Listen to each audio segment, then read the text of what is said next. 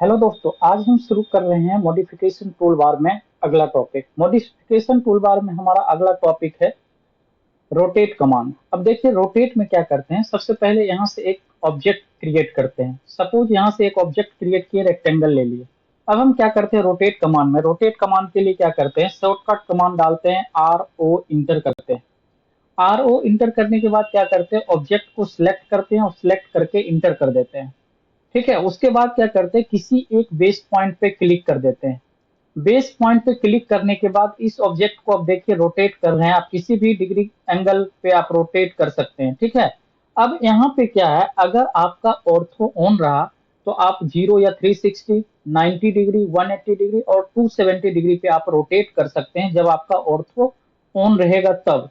जब ortho of रहेगा तो आप इस ऑब्जेक्ट को फ्रीली किसी भी डिग्री एंगल पे आप कर सकते हैं। ठीक है, अब देखिए यहाँ पे हम क्या करते हैं, यहाँ पे हम एंगल ऑफ रोटेशन का वैल्यू डालते हैं।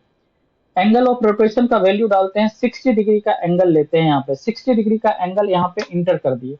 अब देखिए हमारा ऑब्जेक्ट क्या हुआ, 60 डिग्री के एंगल पे रोटेट हो चुका है। अब देखिए यहाँ से हम क्या करते हैं, एक लाइन लेते हैं और यहाँ से एक लाइन खींच देते हैं इधर स्ट्रेट में। अब देखिए यहाँ से क्या करते हैं, अगर आपको डायमेंशन लेना होगा तो क्या करेंगे, डायमेंशन के लिए यहाँ से जाएंगे लीनियर पे, लीनियर पे जाएंगे, यहाँ से एंगुलर वाला डायमेंशन लेंगे और यहाँ से क्लिक करेंगे फर्स्ट लाइन पे, क्लिक करेंगे सेकेंड लाइन पे। उसके बाद देखिए ये आपका ऑब्जेक्ट जो है 60 डिग्री के एंगल पे रोटेट हो चुका है।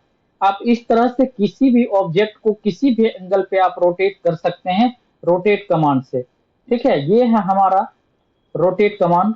मॉडिफिकेशन टूलबार का आज पहला टॉपिक रोटेट कमांड। ठीक है, अब हम चलते हैं अगले टॉपिक पे, मिरर पे। मिरर किसी भी ऑब्जेक्ट का कैसे मिरर करते हैं। ऑटो कैड में मिरर सबसे इंपॉर्टेंट कमांड में से एक है।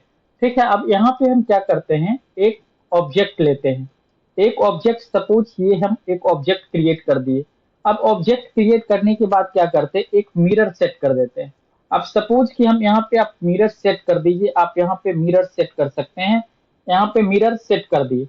अब मिरर सेट कर दिए तो आप ये देखते हैं कि मिरर में आप जितना मिरर से दूर रहते हैं उतना ही आपका जो इमेज बनता है वो भी आपसे उतना ही दूर दिखता है आपको।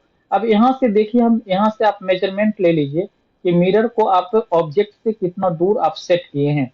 यहाँ पे आप देखिए, आपका ये 25 के डिस्टेंस पे आपका मिरर लगा हुआ है। अब यहाँ पे हम क्या करते हैं, एम आई इंटर करते हैं। एम आई इंटर करने के बाद क्या करते हैं, इस ऑब्जेक्ट को सिलेक्ट कर लेते हैं।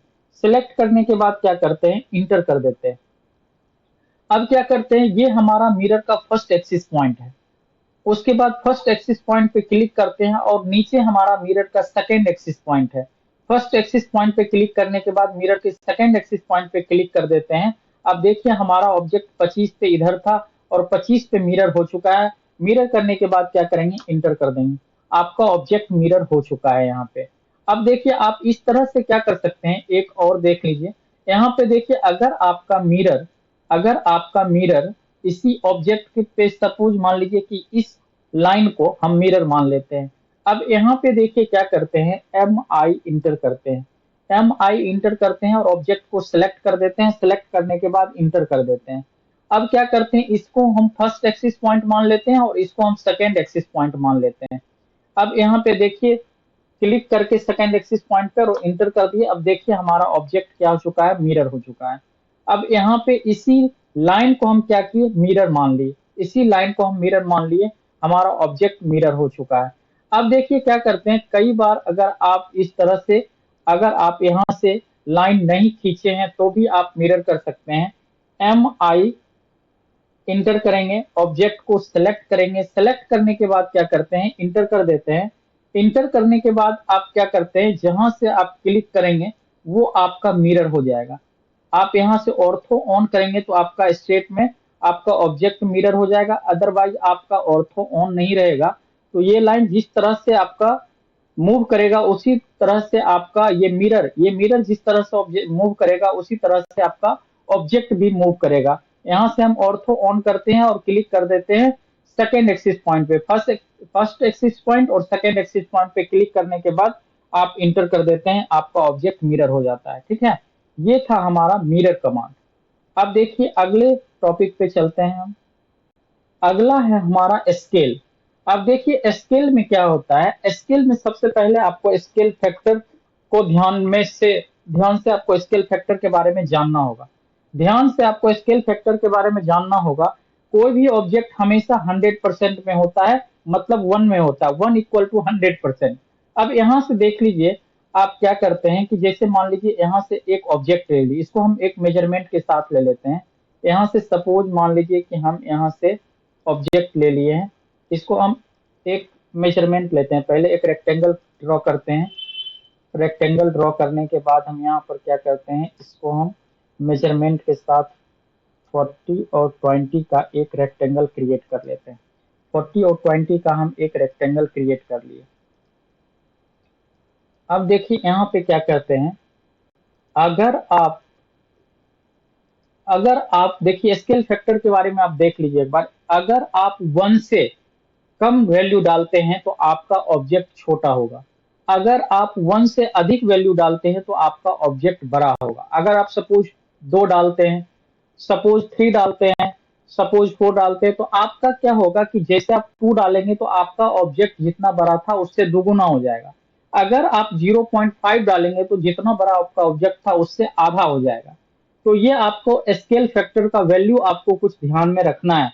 अगर 1 डालेंगे तो ऑब्जेक्ट उतना बड़ा ही रह जाएगा। अगर 1 से ज्यादा डालेंगे तो ऑब्जेक्ट आपका बड़ा होगा। अगर 1 से कम वैल्यू डालेंगे तो ऑब्जेक्ट आपका छोटा होगा। ये स्केल फैक्टर वैल्यू आपको ध्यान में रखना है। अब देखिए यहाँ पे स्केल कैसे करते हैं। स्केल के लिए शॉर्टकट कमांड SC इंटर करते हैं। SC इंटर करने के बाद इस ऑब्जेक्ट को सिलेक्ट कर लेते हैं और सिलेक्ट करके इंटर कर देते हैं। उसके बाद क्या करते हैं, तो इसके किसी एक बेस पॉइंट पे क्लिक कर देते हैं। बेस पॉइंट पे क्लिक कर दिए। क्लिक करने के बाद क्या करते हैं, आप इसके स्केल वैल्यू इसका डाल सकते हैं। अब यहाँ पे क्लिक करने के बाद क्या करते हैं, स्केल फैक्टर का वैल्यू डालते हैं। स्केल फैक्टर का वैल्यू सपोज हम मान लीजिए 2 डाल दिए, 2 इंटर कर दिए। अब देखिए पहले ऑब्जेक्ट हमारा कितना था, 40 और 20 था। अब स्केल फैक्टर का वैल्यू डाले 2, तो ऑब्जेक्ट क्या हुआ, 2 गुना हो गया। 2 गुना हो गया ऑब्जेक्ट, 2 से मल्टीप्लाई होकर के ऑब्जेक्ट आपका यहाँ पे आ गया है। यहाँ उसके बाद अभी देखिए, अभी ये क्या हुआ कि ये 100% में आ चुका है, मतलब ये 1 में आ चुका है। फिर से अगर आप इसको 0.5 डालेंगे तो आपका जितना पहले ऑब्जेक्ट था उतना पे ये आ जाएगा। अब फिर से दुगुना करेंगे तो ये फिर से, अगर यहाँ पे 80 है तो 160 हो जाएगा, और 40 है तो ये 80 हो जाएगा। इस तरह से आप देखिए यहाँ पे क्या करते हैं, अभी हम 2 डाले थे, अब हम 0.5 डालते हैं। यहाँ से पहले क्या करेंगे, SC इंटर करेंगे। SC इंटर करेंगे, सेलेक्ट करेंगे ऑब्जेक्ट को। सिलेक्ट करने के बाद क्या करेंगे, इंटर कर देंगे। किसी एक बेस पॉइंट पे क्या करेंगे, क्लिक कर देंगे। बेस पॉइंट पे क्लिक करने के बाद क्या करेंगे, अगर आप 0.5 डालेंगे तो आपका ऑब्जेक्ट फिर से वही 40 लेंथ और 20 विड्थ का एक ऑब्जेक्ट बन जाएगा। कोई भी ऑब्जेक्ट हमेशा क्या होता है, 100% में होता है, मतलब 1 में होता है। अगर आप इससे स्केल फैक्टर का वैल्यू 1 से ज्यादा डालेंगे तो आपका ऑब्जेक्ट बड़ा होगा। अगर स्केल फैक्टर का वैल्यू 1 से कम डालेंगे तो आपका ऑब्जेक्ट छोटा होगा। इस चीज को ध्यान में रखना है। ठीक है, धन्यवाद। आज का ये टॉपिक था, आज यहीं तक रखते हैं। फिर आगे अगले दिन नेक्स्ट टॉपिक पे आएंगे। ठीक है।